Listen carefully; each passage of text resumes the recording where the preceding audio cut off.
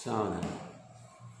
वंदितु सौवसीदे धुवमचल मणोवमं गदिं पते ओचामि समय पावड़ विनमो सुद केवली वणिरम। नमः समय साराय स्वानुभूत्या चकासते चित्स्वभावाय भावाय सर्वभावांतरचिरे।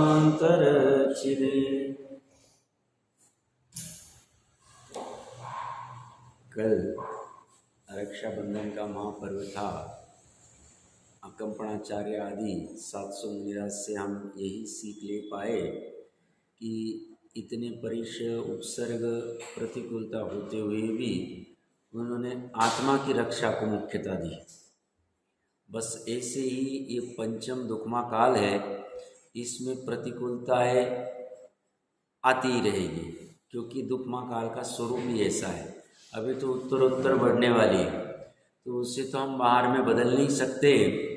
बट जो प्रतिकूलता से रहित है, जो समय सार के नाम से कहा जाता है, जो नित्य प्रकाशित है, अखंड है, एक है, स्वभाव से है, अतुल है और अमल है, ऐसे समय सार को हम अगर लक्ष्य में रखें तो ये प्रतिकूलता कहीं गायब हो जाती है और इसका हमारे ऊपर कोई भी असर पड़ता नहीं है।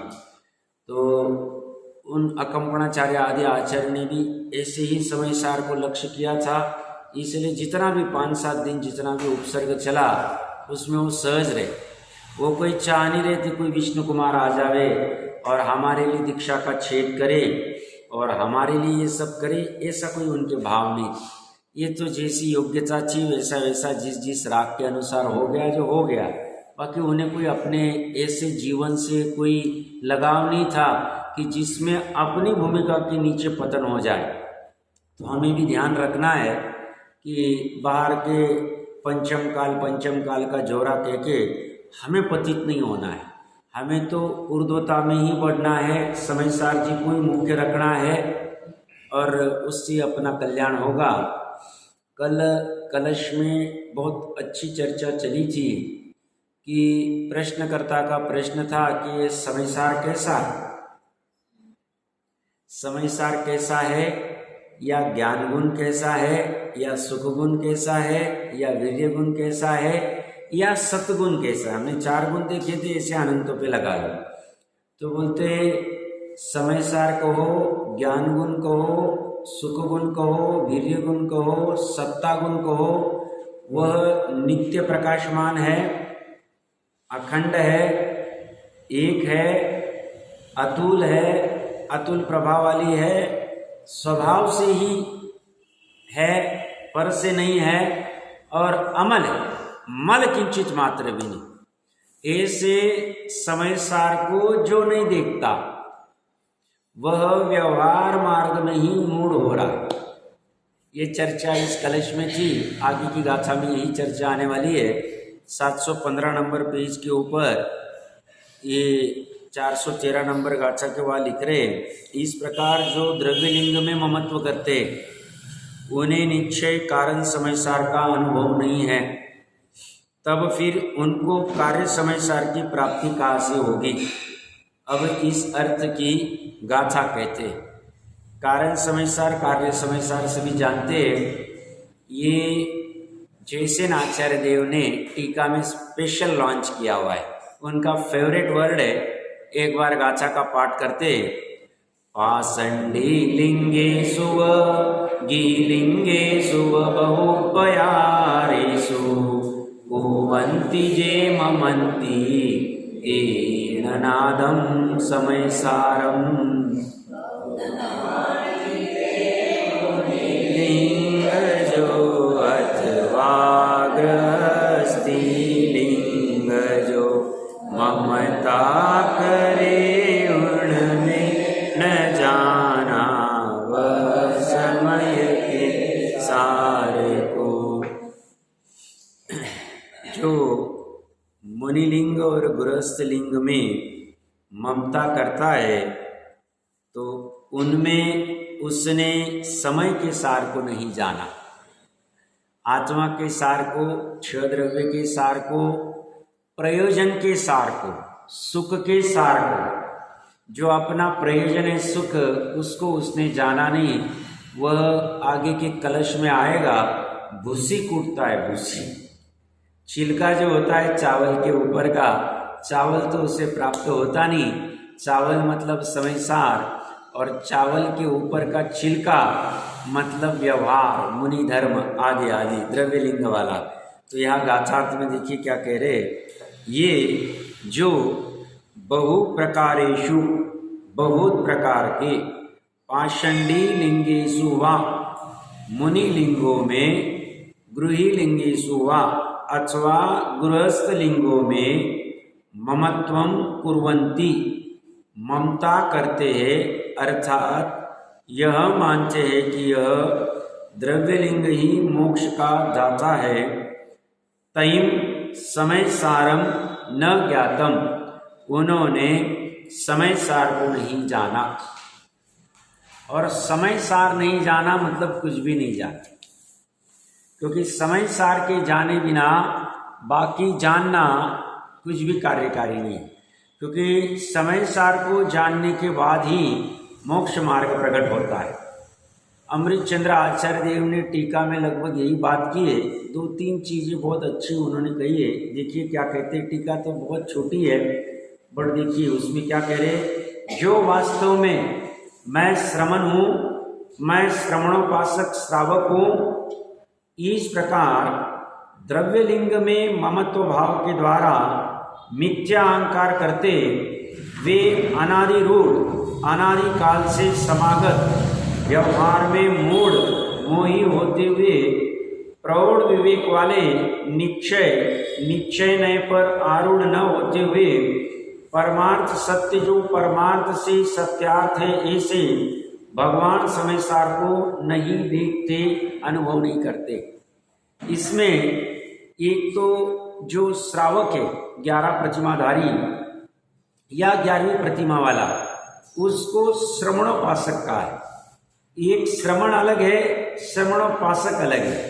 श्रवण मतलब 6वें 7वें गुणस्थान वाले मुनिराज, मुख्यतः से भावलिंग के साथ द्रव्यलिंग, या तो सिर्फ द्रव्यलिंग भी पकड़ लो या प्रकरण के अनुसार 28 मूलगुणधारी बाहर वाले। और श्रवणोपासक मतलब श्रवण बनना तो है, बट अभी ताकत ऐसी खड़ी नहीं हुई है, लंगोट नहीं छूट रही। जो भी कारण होगा, 3 कषाय चौकड़ी का अनुदय कहो, मतलब 2 कषाय चौकड़ी का भी उदय है, या जो भी कारण होगा, तो लंगोट नहीं छूट रही है, तो उपासना श्रवण बनने के लिए कर रहे। तो श्रावक को भी श्रवणोपासक कहते हैं, श्रवण की उपासना करने वाले, श्रम की उपासना करने वाले। तो देखिए, जो वास्तव में मैं श्रवण हूँ, मैं श्रवणोपासक हूँ, इस प्रकार द्रव्यलिंग में ममत्व भाव के द्वारा विस्तार से चर्चा हो गई है।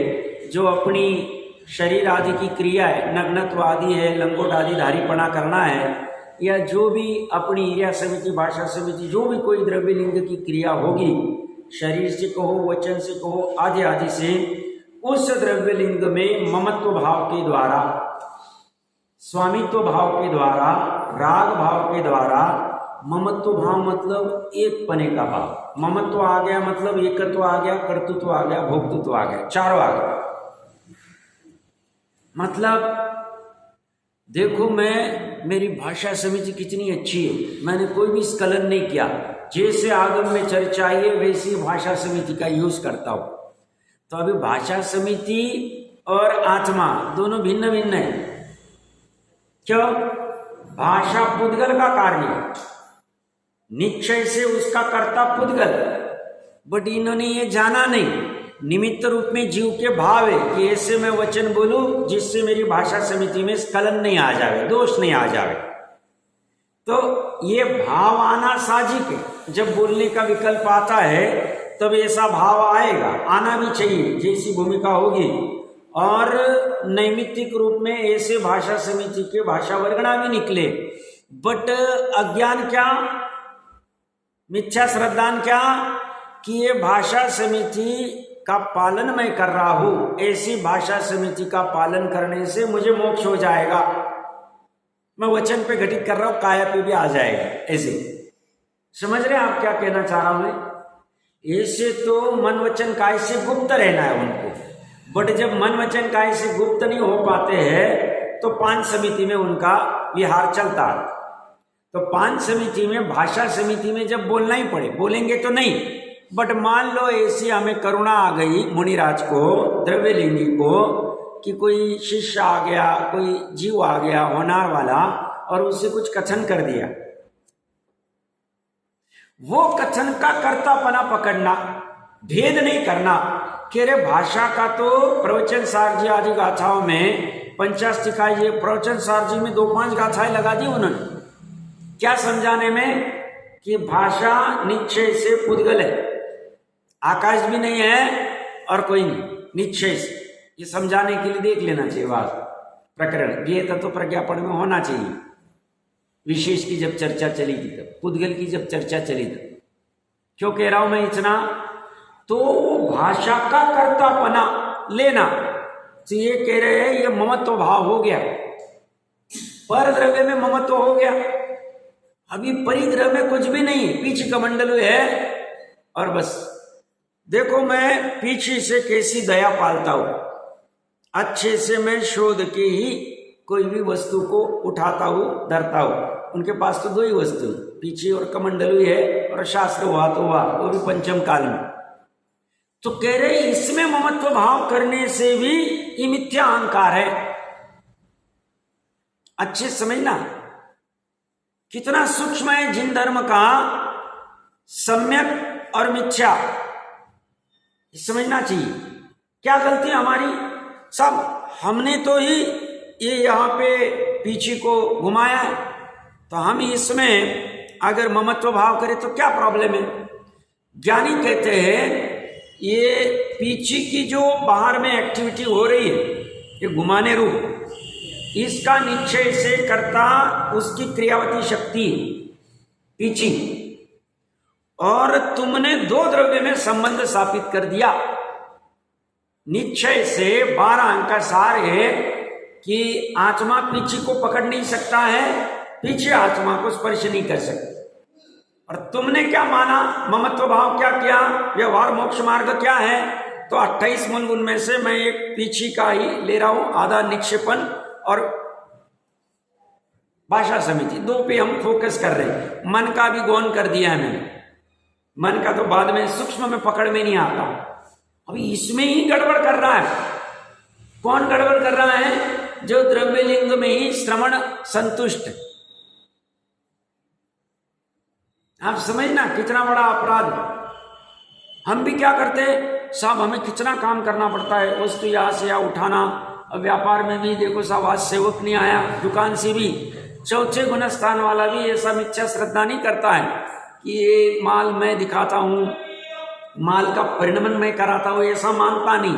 माल दिखाएगा, 5वें गुणस्थान की 7वीं प्रतिमा तक दिखाएगा, 8वीं प्रतिमा में आरंभ त्याग हो गया, बट उसका कर्ता नहीं बनता है, ममत्व नहीं करता है। ममत्व मतलब स्वामित्व। अज्ञानी क्या कर देता है? 2 द्रव्य में भेद ज्ञान, सूक्ष्म भेद ज्ञान के अभाव में किसी को किसी में मिला के दे। तो श्रमण की भूल क्या? 28 मूलगुण बराबर पाल रहे, दया का बराबर आधा निक्षेपण या जो भी कोई करना है सब बराबर पड़ रहे, उसमें कोई बाधा नहीं। वो कह रहे फिर भी इन्होंने निश्चय समय सार को प्राप्त नहीं किया, निश्चय नए पर आरूढ़ नहीं हुए, और समय सार इन्हें मिलेगा नहीं, और समय सार मिला नहीं तो कुछ नहीं मिला, और समय सार मिल गया सब कुछ मिल गया।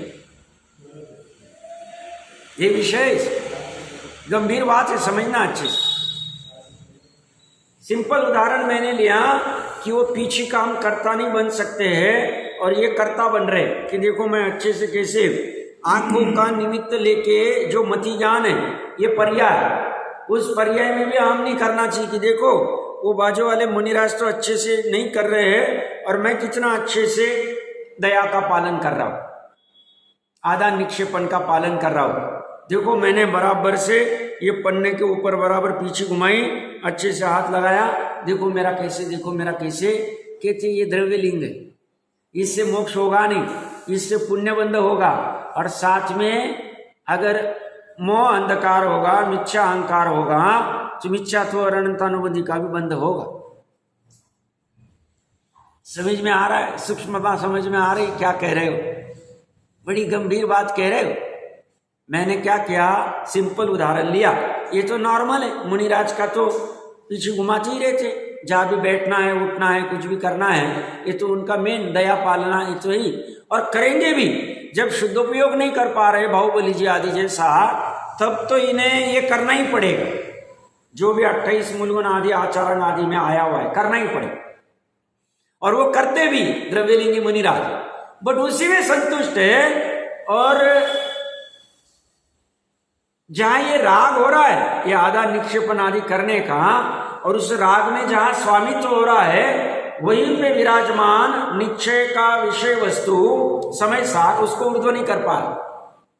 देखो कैसी विडंबना। मराठी में कहावत है, काखेत कळसा आणि गावाला वळसा।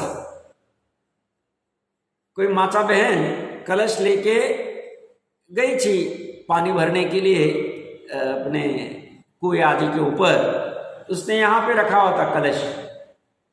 अब वो पूरे गांव भर देख रही है, कहाँ गया कलश, कहाँ गया कलश। बस इसी हालत है।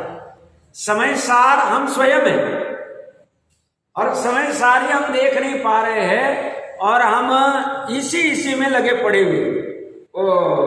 जो भी कोई बाकी बाहर की क्रिया है, व्यवहार लिंगत्व है, उसी में सब समय चला जा रहा है, और मैंने इसको ऊर्ध्व ही नहीं कर पा रहा।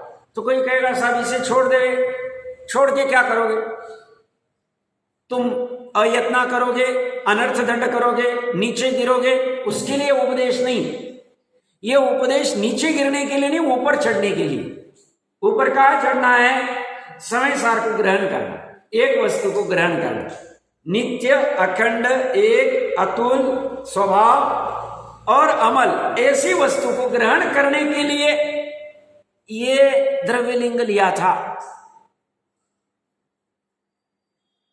एक एक कोटि पूर्व तक किसी का द्रव्यलिंग रह सकता है। 8 वर्ष को गौण कर दिया मैं, 8 वर्ष में ले लिया,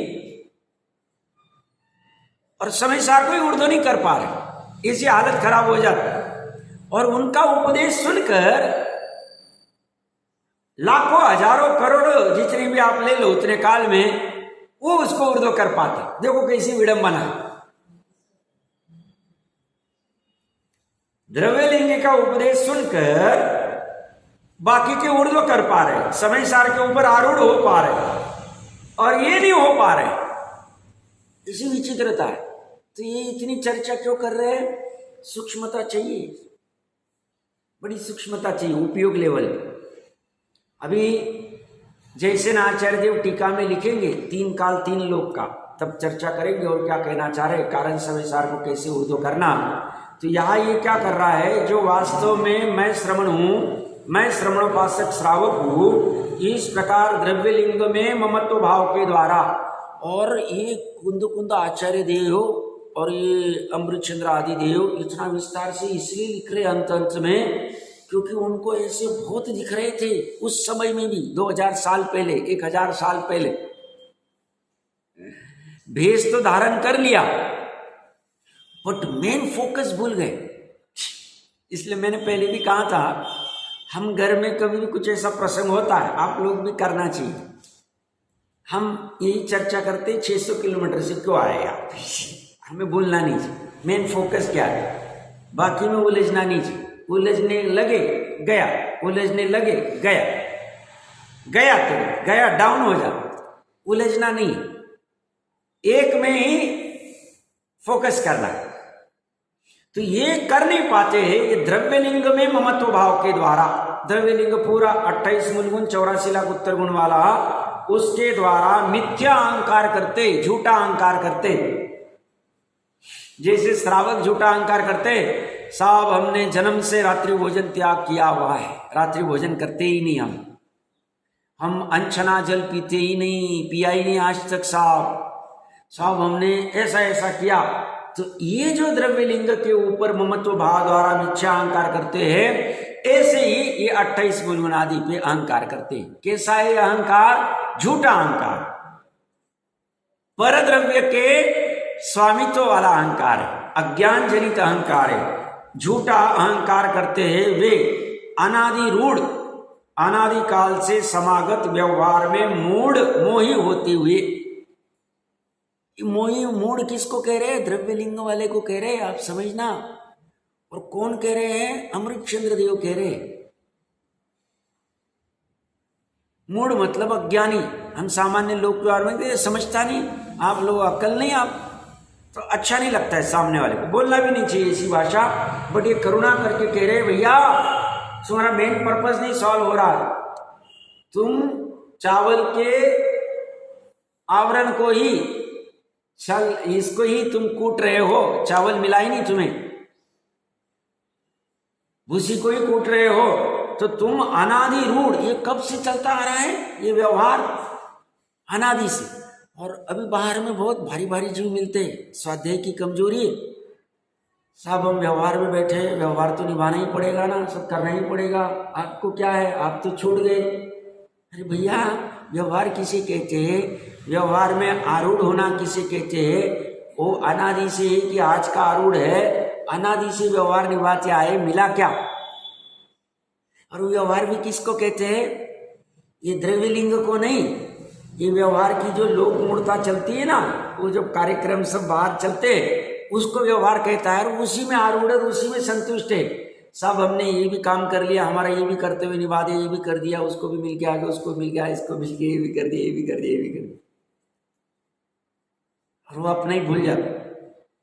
हमारा छोटा सा टाउन था जहाँ पे बॉर्न हुआ मैं, नासिक डिस्ट्रिक्ट में।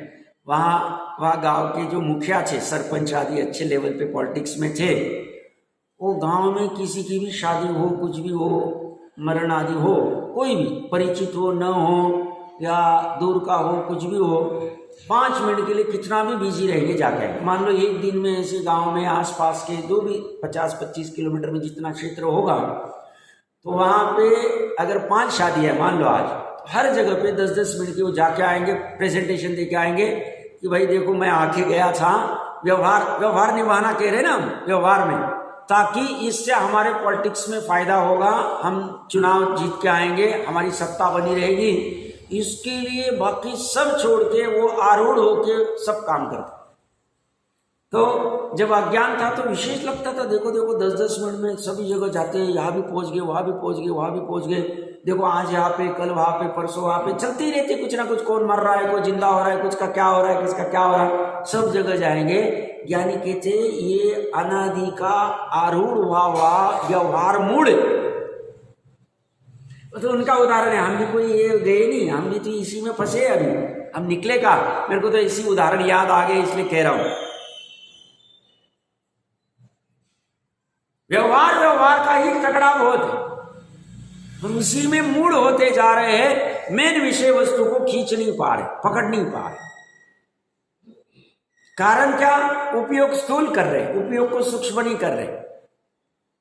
तो ऐसे ऐसे विशेष द्रव्यलिंगी मुनिराज की भी ये गड़बड़ हो जाती है। तो हमें तो कितना सजग रहना पड़ेगा, आप समझना अच्छी।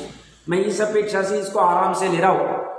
तो हमें ये व्यवहार की चीजों में ज्यादा कोई ये नहीं करना चाहिए, और निरंतर समय सार की अपेक्षा से फोकस करना चाहिए। तो ये अनादि से रूढ़ है, और ये हम जो व्यवहार निभा रहे हैं ना, लोक व्यवहार वाला, भूमिका अनुसार क्या करना वो देख लेना, बट उसमें हम नहीं करना। और ये हमारा करने का कर्तव्य, ऐसा श्रद्धा नहीं कर।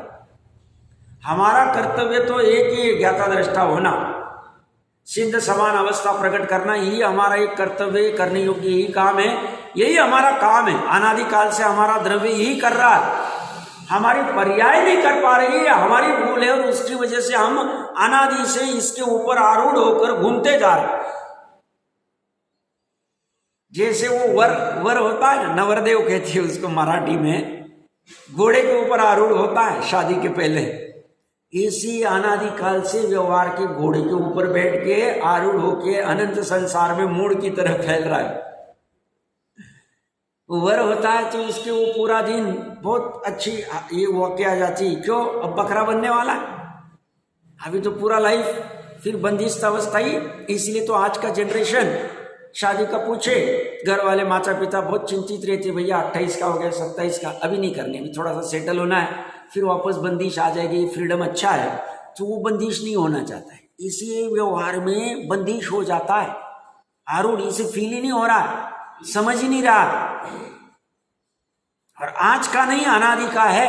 ये पहली बार नहीं पानी छान रहे हम, पहली बार ही रात्रि भोजन का त्याग नहीं कर रहे। इसका अर्थ रात्रि भोजन करना ऐसा नहीं, उसमें संतुष्ट होना, ये कह रहे, चर्चा ये चल रही।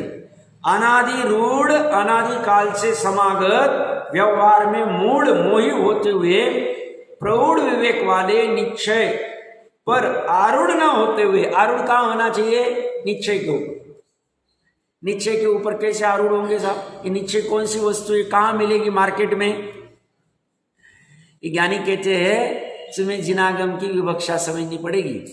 निश्चय नय करके एक नय है, वो निश्चय नय में जो 4 भेद है, उसमें जो अंतिम वाला परम पारणामिक भाव वाला जो निश्चय नय है, परम शुद्ध निश्चय नय है, उसकी जो विषय वस्तु है उसके ऊपर तुम्हें आरूढ़ होना है। वो आरूढ़ कैसे होंगे? ये कला यहीं पे सीखने मिलेगी, ये बात नक्की, ये कहीं नहीं है मार। आप पूरा ढूंढ के आ जाओ, 363 मत ढूंढ के आ जाओ। और लौकिक में आप ऑक्सफोर्ड यूनिवर्सिटी चले जाओ, स्टैनफोर्ड यूनिवर्सिटी चले जाओ, बाहर में बहुत डिमांड है। सो आप ऑक्सफोर्ड यूनिवर्सिटी में हमारा नंबर लग गया, 1 करोड़ का हमारा फीस है, हमें ऐसा हो जाएगा वैसा हो जाएगा। ज्ञानी कहते वहां पे ये सब बातें मिलेगी नहीं, और इसके बिना काम होगा नहीं। काम क्या करना है?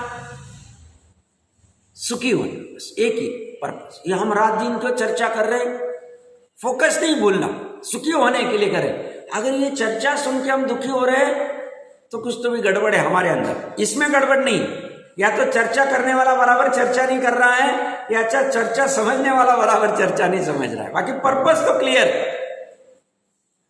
पर्पस क्या है? सुखी होने का प्रयोजन। और सुखी होने के लिए निश्चय पर आरूढ़ होना पड़ेगा। और जो निश्चय पर आरूढ़ नहीं होगा, या निश्चय में अशुद्ध निश्चय नहीं, उस पे तो अनादि से आरूढ़ है। एक देश और एक देश तो चलो मतलब भेद अपेक्षा से है, बाकी जो विषय है 8वें नए वाला, उसके ऊपर आरूढ़ होने को कह रहे, और उसी को ये समय का सार कह रहे, समय सार कह रहे, और कोई दूसरा समय सार नहीं, जिसे कारण परमात्मा कहेंगे जैसे आचार्य देव, और उसके ऊपर आरूढ़ होने को कार्य समय सार कहेंगे। कारण समय सार और कार्य समय सार, ये दोनों चीजें आएगी तब चर्चा करते हैं। तो यहाँ ये निश्चय पर आरूढ़ होने के लिए क्या करना पड़ेगा? प्रौढ़ होना पड़ेगा। जैसे मैं 5 मिनट पहले कह रहा था ना कि किसी को अगर किसी लड़की के साथ शादी करनी है तो भारत में नियम है कि साहब 21 साल के हुए बिना नहीं कर सकता है। जो भी कोई 18 या 21 का जो नियम है देख लेना चाहिए, मुझे इतना याद नहीं अभी। मतलब बाल विवाह होते थे तो 14 साल में ही आरूढ़ हो जाते थे घोड़े के ऊपर, चलेगा नहीं।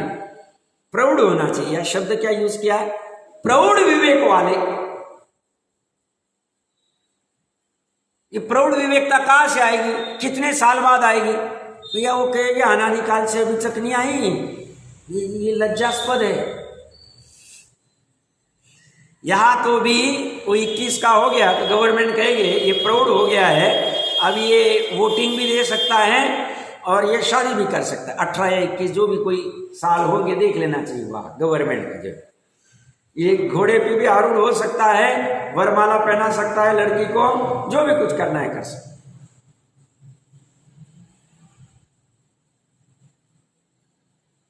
यहां प्रौढ़ होने के लिए क्या करना पड़ेगा? और सिर्फ प्रौढ़ नहीं होना है, प्रौढ़ विवेक वाला होना है। प्रौढ़ विवेक वाले होने के लिए क्या करें? तो बोलते प्रौढ़ विवेक वाला कब होगा? जब इसका निर्णय होगा, तुम्हारा ध्यान में निर्णय होगा इसे, तब प्रौढ़ विवेक वाला होगा। और प्रौढ़ विवेक वाला हो गया तो निश्चय पे आरूढ़ हो जाओ। निश्चय पे आरूढ़ हो गए, समय सार की प्राप्ति हो गई। समय सार की प्राप्ति हो गई, सुख की प्राप्ति हो गई। सुख की प्राप्ति हो गई, मोक्ष की प्राप्ति हो गई। मोक्ष की प्राप्ति हो गई अर्धपुद्गल परावर्तन काल में संसार खत्म हो जाए। सब मोक्ष मिलने के बाद अर्धपुद्गल क्या करेगा? दृष्टि मोक्ष की बात कर रहा हूं। दृष्टि मोक्ष प्राप्त हो जाएगा अगर निश्चय पे आरूढ़ हो जाएगा। तो हमने अगर समय सार नहीं प्राप्त किया, निश्चय पे आरूढ़ नहीं हुए, तो हम अभी भी प्रौढ़ विवेक वाले नहीं हुए। और ये हमें ही नहीं कह रहे, हम तो अपने पे ले रहे, क्योंकि हम अपने लिए पढ़ रहे। ये कोई द्रव्यलिंगी मुनि के लिए पढ़ नहीं रहे। ये तो सहज में उन्होंने द्रव्यलिंग का उदाहरण इसलिए दिया कि वही द्रव्यलिंग भी गड़बड़ हो जा रही है उसकी, तो तुम देखो तुम्हारा क्या हाल है, कहाँ खड़े। द्रव्यलिंग टॉप में आएंगे। टॉप में क्यों आएंगे साहब? 28 मूलवन बराबर चल रहा है, सब उनको धोख दे रहे, चक्रवर्ती भी आके पैर पड़ रहा है, पढ़ सकता है द्रव्यलिंगी, कोई बाधा नहीं इसमें। ऐसे पूज्य व्यक्ति भी व्यवहार मूड हो सकते हैं और निश्चय पे आरूढ़ होने के लिए तीरेज भी हो सकता है। कैसे? संज्ञा पंचेंद्रिय तीरेज भी निश्चय पर आरूढ़ हो सकता है और ये नहीं हो पा रहे। क्या कारण? प्रौढ़ विवेक नहीं आए। प्रौढ़ विवेक कहां आएगा? बहुत स्पेसिफिक पर्याय में आए। द्रव्य और गुण प्रौढ़ी है, प्रौढ़ विवेक वाले ही, उसमें कोई कमजोरी नहीं। पर्याय में कमजोरी है, पर्याय में प्रौढ़ बनाना चाहिए। तो आज के लिए होमवर्क में विचार करना या लिख के रखना, कहीं लिखने के लिए करो, आप प्रयास करो, ये बहुत महत्वपूर्ण है। मेरे को तो बहुत फायदा होता है इनका। क्या मैं प्रौढ़ विवेक वाला हो गया हूं? इसमें छल नहीं कर, नहीं हुए तो अंदर में लिखना, वहां लिखने की जरूरत नहीं, सिर्फ प्रश्न लिख देना। वाह, ये वॉल के ऊपर लिख दो और घर वालों को बोलो पढ़ो भैया क्या चर्चा चल रही, देखो ये समय सार की चर्चा। क्या मैं प्रौढ़ विवेक वाला हो गया हूं? अभी मेरा एज कितना है? तो बोले 40 का हो गया, 50 का हो गया, 60 का हो गया, 70 का, जितना जिसका होगा। और निश्चय पे आरूढ़ नहीं हुए, अभी व्यवहार में ही मूड है, या तो निश्चयाभासी हो गए तो भी प्रौढ़ विवेक वाले नहीं हुए। थोड़ी बात ये कठिन लग रही होगी, सब इतना हेवी क्यों कहते हैं, बट ये जरूरी समझना, कभी ना कभी जरूरत हो। यह अवसर बहुत महत्वपूर्ण है। देखो ये अवसर, ये इतनी शांति से चर्चा हम एक इंद्रिय में नहीं कर सकते। हम जब एक इंद्रिय में रहेंगे सामर्थ्य नहीं, 2 इंद्रिय में कर नहीं सकते, 3 इंद्रिय में नहीं कर सकते, 4 इंद्रिय में नहीं कर सकते, असंज्ञ पंचेंद्रिय में नहीं कर सकते, ये पांचों तो हट गए। अब संज्ञ पंचेंद्रिय में भी शूद्र भाव में नहीं कर सकते, पर्याप्ति नहीं हुई, कहां से कर सकते? समुच्चम मनुष्य में नहीं कर सकते, समुच्चम तिर्यंश में नहीं कर सकते, ये संज्ञ पंचेंद्रिय, बट पर्याप्ति नहीं पूर्ण कर पाते, वहां नहीं कर सकते। नारकी में संभावना बहुत कम है। ऐसा बैठ के कोई चर्चा कर रहा है, ऐसा नरक में पॉसिबल है? स्वरूप तो सबने पढ़ाई सुना होगा, पॉसिबल है। तो त्रस नाड़ी के बाहर तो पॉसिबल ही नहीं, क्योंकि एक इंद्रिय। नीचे 7 रज्जु वाले नारकी में बहुत कठिन है। कोई सीता का जीव चला गया उपदेश देने को, आधा 1 घंटा 2 घंटा कितना गए होंगे मुझे भी पता नहीं, अभी वो देखना पड़ेगा, केवली को पूछना पड़ेगा। और कितनों को जाएंगे उपदेश देने को? पॉसिबल नहीं। ये तो हम हर रोज कर पा रहे चर्चा, हम कभी भी कर सकते, स्वाध्याय कभी भी अवेलेबल। तो 7 रज्जू चला गया, 343 रज्जू में से 14 रज्जू में ही ये कर सकते हैं। 14 रज्जू में भी मतलब बाकी 329 रज्जू में हो नहीं सकते। 329 घन रज्जू बहुत बड़ा है, वह पॉसिबल ही नहीं। क्या पॉसिबल नहीं? ये जो चर्चा जो अपने को कठिन लग रही है, अभी कठिन कुछ नहीं, अब ठीक है अपने। और 14 रज्जू में 7 रज्जू खत्म। 2.5 द्वीप के बाहर तिर्यंश जगन्य भोग भूमि में भी नहीं पॉसिबल के समान है। वहां भी कोई उपदेश देने गया तो गया, नहीं तो नहीं। और मनुष्य तो जा ही नहीं सकता है। संज्ञ पंचेंद्रिय तिर्यंश को कौन आएगा और कितना आएगा कल्पना नहीं कर सकते, मतलब बहुत कठिन काम। थोड़ों को हो सकता है, छोड़ दो, तो 2.5 द्वीप के बाहर भी पॉसिबल नहीं। ऊपर जो है 7 रज्जू वाला जो देवलोक है, इसमें थोड़े प्रमाण में कह सकते हैं, बट वो भी 16 स्वर्ग में ज्यादा करके क्रीड़ा और उसी में समय जाता है बहुत से जीवों को। थोड़े जीव करते होंगे, ये जो ब्रह्मा आदि जो होते हैं, ये लोकांतिक आदि होते हैं, एक अवतारी जो होंगे वो थोड़ा बहुत करते होंगे चर्चा, बाकी वो भी कठिन है बात। सुखी इतना प्रचुर है, और 2.5 जीव में बस हम जैसे थोड़े से जीवों को ये पॉसिबल है, तो इसे कठिनाई से नहीं समझना चाहिए। ये तो अच्छी बात चल रही है, धीरे धीरे चल रही है, और इसमें हर समय ये दिमाग में रख, कोई कितनी भी कठिन बात कर ले, ठीक है भूतकाल में नहीं हुआ है ना, कोई बात नहीं, अब उससे रोक के फायदा नहीं। वर्तमान और भविष्य में तो कुछ अवसर है, अब वो भी अवसर छूट जाएगा अगर हम ये समझेंगे नहीं तो कब कर पाएंगे। तो वर्तमान भविष्य के लिए कार्यकारी ऐसा समझना चाहिए, और इसमें टेंशन नहीं आने देना चाहिए। अनादि काल अनादि से रूढ़ हो रहे, कह रहे एक बार थोड़ी, हमने भी व्यवहार द्रव्य लिंग कितनी बार लिया हो, अनंत परावर्तन में हमने भी लिए, क्यों 31 सागरोपम की स्थिति हमने की कि नहीं की, अनंती बार की है, ऐसा आगम का वचन। तो अनंती बार करने के लिए 31 सागरोपम की द्रव्य लिंग ही लेना पड़ता है, उसके अलावा पॉसिबल नहीं। अन्य लिंग से जा नहीं सकते, गृहस्थ लिंग से जा नहीं सकते, एकमात्र मुनि का लिंग ही लेना पड़ता है, दिगंबर मुनि का लिंग। तो हमने अनंत बार लिया, क्यों संसार में क्या हम पहली बार थोड़ी आ रहे हैं, यही थोड़ा पहला भय अनंत परावर्तन। तो ये क्या कह रहे हैं, तो इसलिए ये चर्चा कठिन भी लगे तो चिंता नहीं करना चाहिए, आराम से सुनना चाहिए।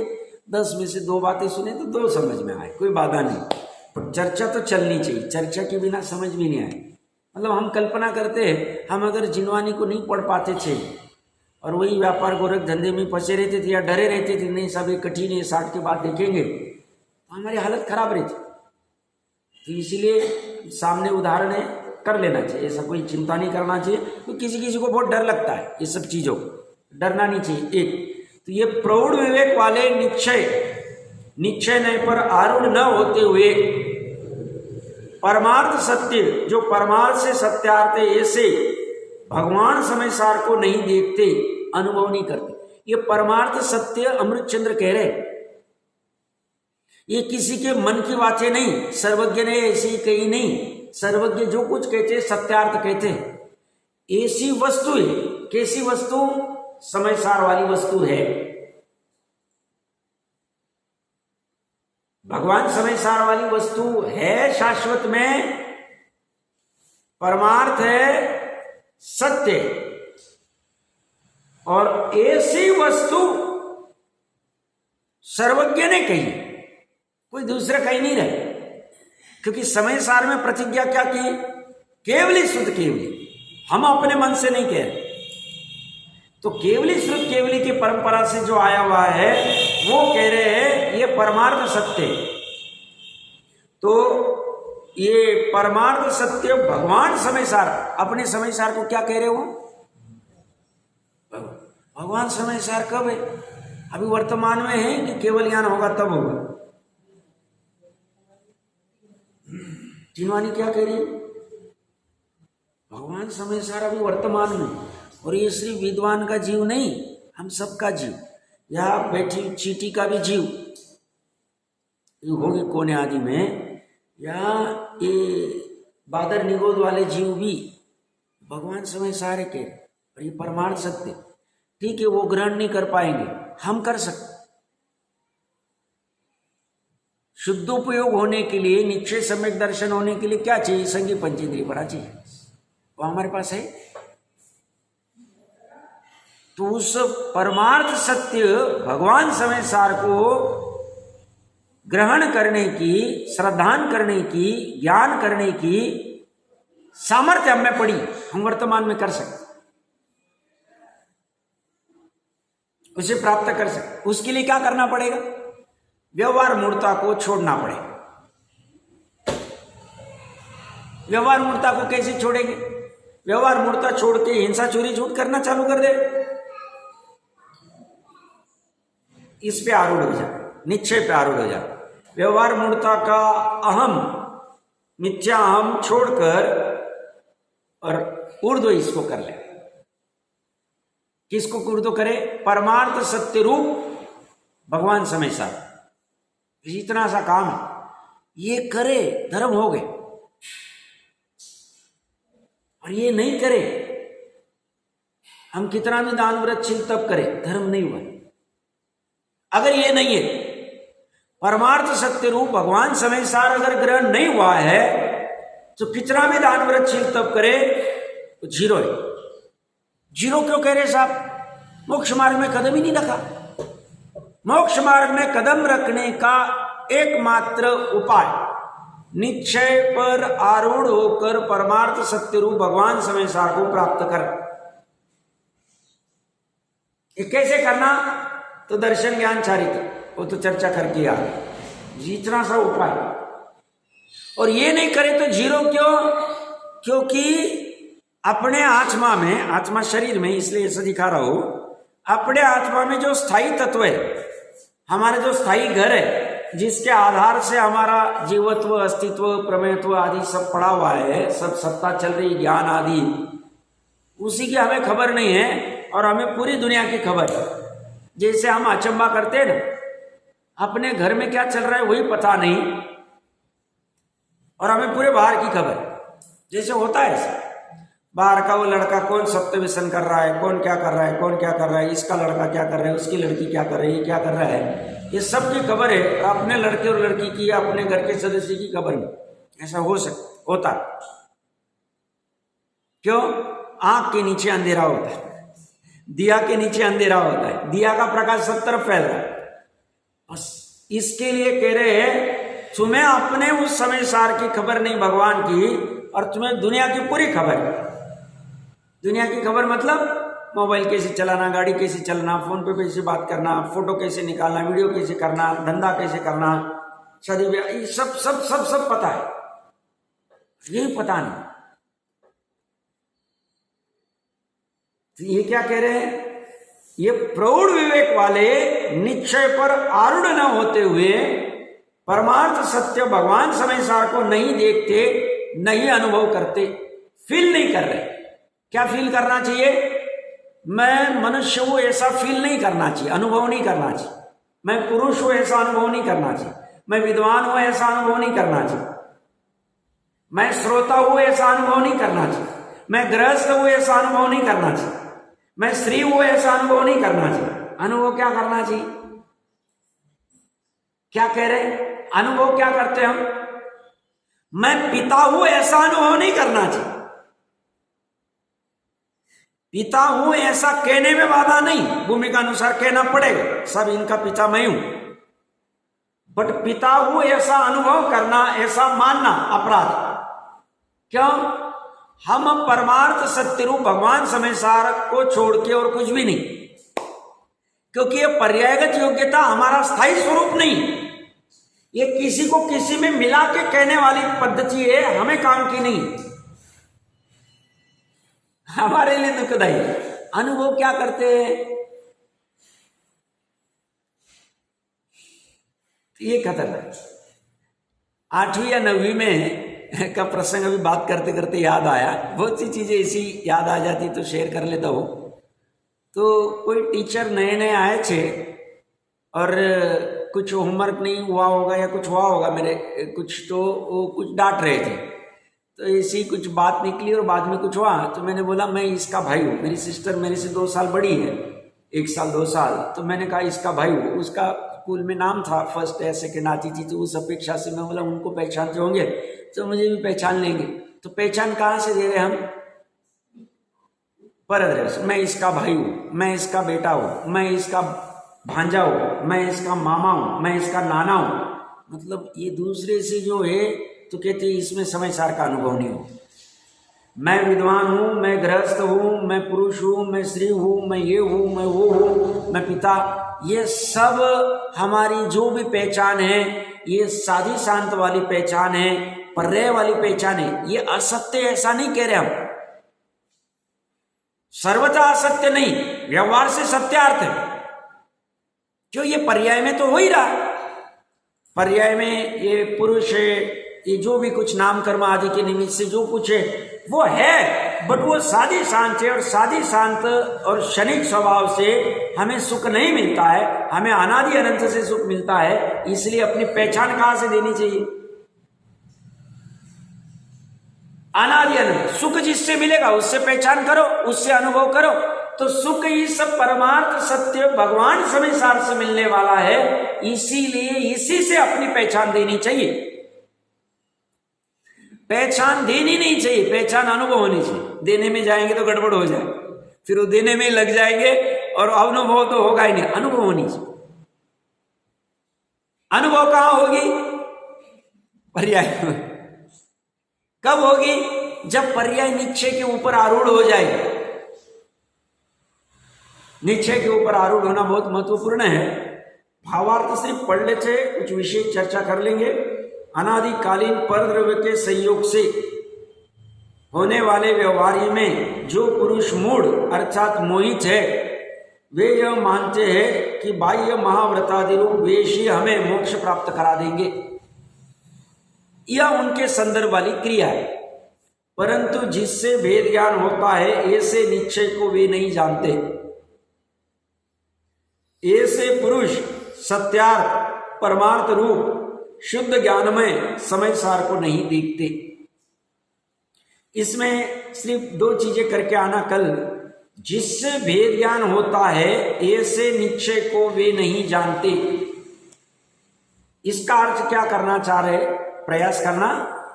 और जैसे ना आचार्य देव की टीका में 4-5-6 लाइन लास्ट की बहुत अच्छी, कारण समय सार कैसा है वो पढ़ के आना। सिर्फ ये दो चीजें करके आना, फिर और विस्तार से कुछ चर्चा होगी। हाँ,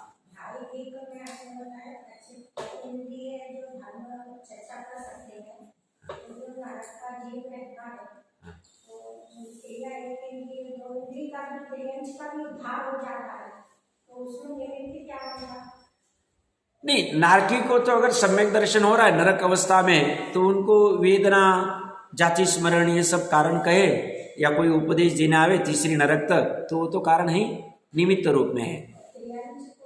तीर्यंश एकेंद्रिय से असंगी को तो होगा नहीं। संगी पंचेंद्रिय तीर्यंश में हो गया तो उनको कारण में एक तो उपदेश हो सकता है, उनको ये जिन बिंब हो सकता है उसके दर्शन, और उनको एक कारण क्या कहा है? जाति स्मरण। हाँ, भूल रहा था मैं, जाति स्मरण। ये 3 कारण कहे। और देवों को उनका वैभव देख के हो सकता है, उपदेश तो है, वो तो सबो शरण आदि में जा ही सकते हैं। उनको जाति स्मरण अवधि ज्ञान मतलब उसका उपयोग लगाया। ये 3 है। और क्या है? और कुछ है? और एक 4 कुछ होगा। ये 3-4 कारण कहे हुए तत्वार सूत्र जी में आए।